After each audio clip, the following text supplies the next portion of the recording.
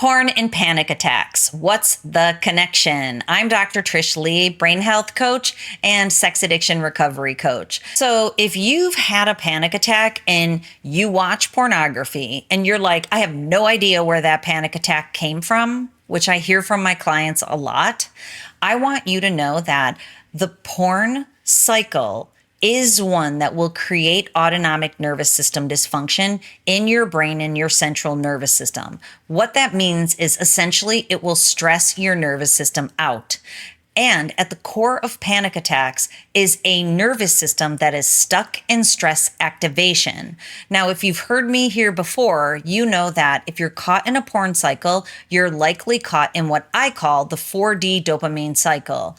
When you get the urge to watch porn and you feel that good feeling starting to happen in your brain, that is a dopamine drip.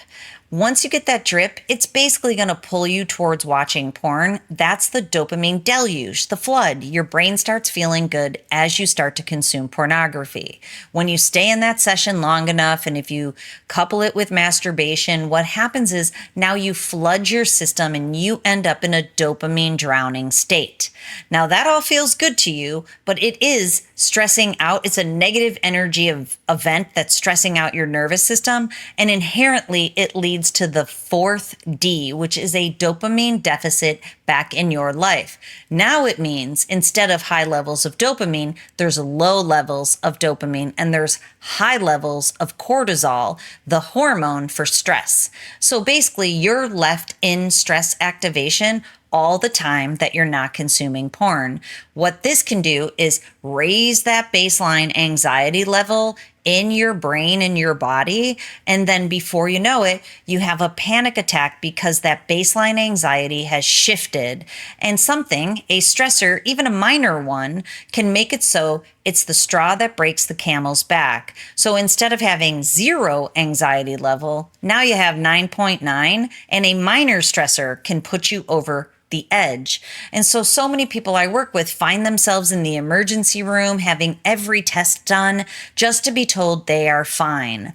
I want you to know that you can test your brain performance pattern in what's called a QEEG brain map. That QEEG brain map can show the level of stress activation that you're in, and it can show all the areas of your brain and how many levels away from optimal your brain is performing.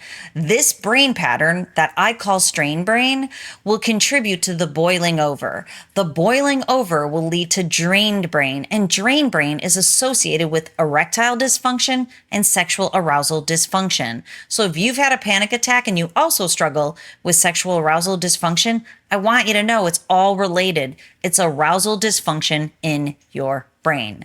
All right, for more information, please go over to drtrishleigh.com. I'd love to spend time with you showing you what your brain is doing. Schedule a QEEG brain map, and until next time, control your brain or it'll control you.